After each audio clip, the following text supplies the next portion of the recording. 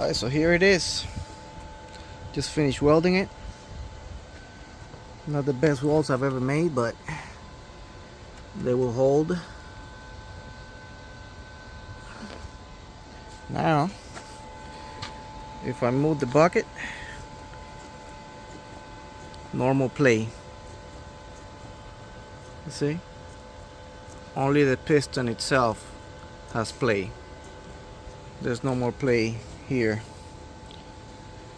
Now, once it cools down, I will paint it so it don't rust.